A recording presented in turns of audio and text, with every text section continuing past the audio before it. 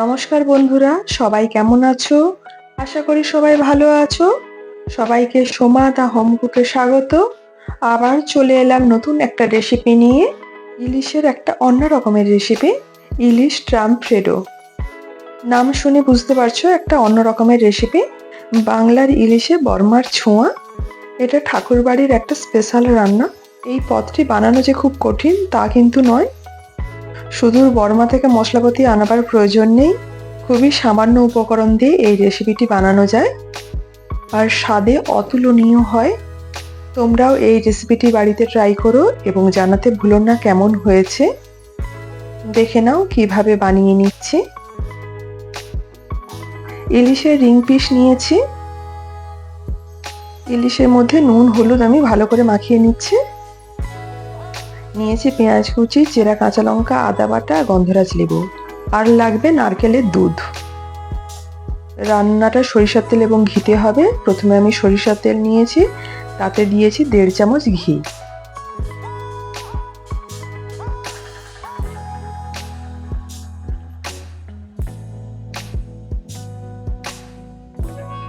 এবার আমি মাছগুলো ভেজে নিচ্ছি।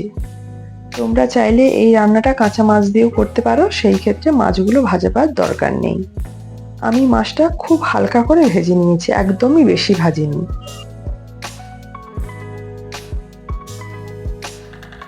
দুপাশ উল্টিয়ে হালকা করে ভেজে মাছগুলো আমি উঠিয়ে নিচ্ছি। এবার দিচ্ছি গরম মশলা ফোড়ন। ফোড়নের মধ্যে রয়েছে এলাচ, লবঙ্গ আর দারচিনি, আর দিয়েছি ছোট্ট একটা জায়ফলের টুকরো।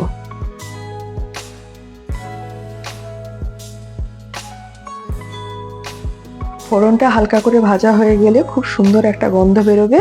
তারপরে দিয়ে দিচ্ছি পেঁয়াজ কুচি, লঙ্কাগুলোও দিয়ে দিচ্ছি। পেঁয়াজগুলো একটু ভাজা হয়ে গেলে, ট্রান্সপারেন্ট টাইপের যখন কালারটা চলে আসবে, তারপরে আমি দিয়ে দিচ্ছি আদা বাটা। আদা বাটা দেওয়ার পরে মশলাটা আমি ভালোভাবে কষিয়ে নেব, যাতে কাঁচা আদার গন্ধটা না থাকে।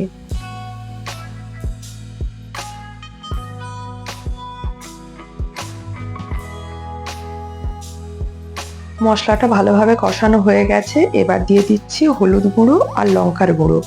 যেই পরিমাণ ঝাল খাবেন সেই বুঝে লঙ্কাটা ব্যবহার করবেন। এবার দিচ্ছি স্বাদ অনুযায়ী লবণ।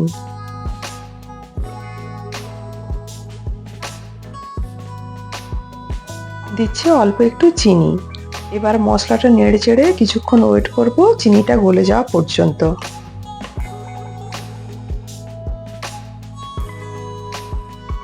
তারপরে দিয়ে দিয়েছি নারকেলের দুধ। তারপর বাটি ধুয়ে অল্প একটু জল দিয়ে দিয়েছি, তবে জলটা খুবই সামান্য ব্যবহার করবে।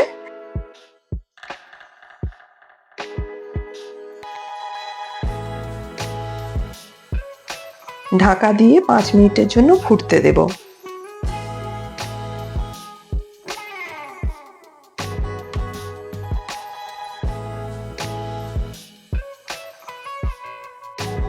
দেখো মিশ্রণটা একটু ঘন হয়ে গেছে। এবার দিয়ে দিচ্ছি মাছগুলো।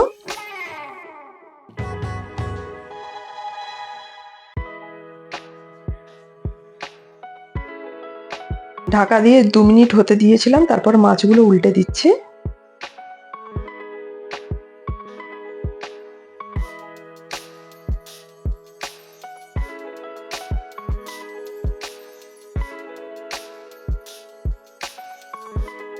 আবারও ঢাকা দিয়ে 2 মিনিট রাখবো।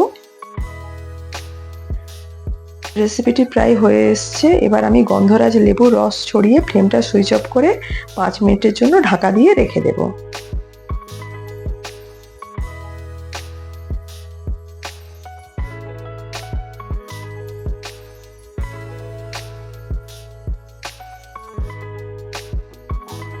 খুবই সহজে রেডি হয়ে গেল ইলিশের নতুন ধরনের পদ, ইলিশ ট্রাম্পফ্রেডো। গরম গরম ভাতের সাথে অসাধারণ লাগে খেতে। দেখে নিশ্চয়ই বুঝতে পারছো রেসিপিটা কতটা সুন্দর হয়েছে আর স্বাদে অতুলনীয়। তোমরাও বাড়িতে বানিয়ে নিও ঠাকুরবাড়ির স্পেশাল এই রেসিপিটি, আর জানাতে ভুলো না কেমন হয়েছে। আমার রেসিপিটি যদি ভালো লাগে ছোট্ট একটা লাইক করে দিও এবং কমেন্ট করে জানিও কেমন হয়েছে। এতক্ষণ পাশে থাকার জন্য তোমাদের অসংখ্য অসংখ্য ধন্যবাদ।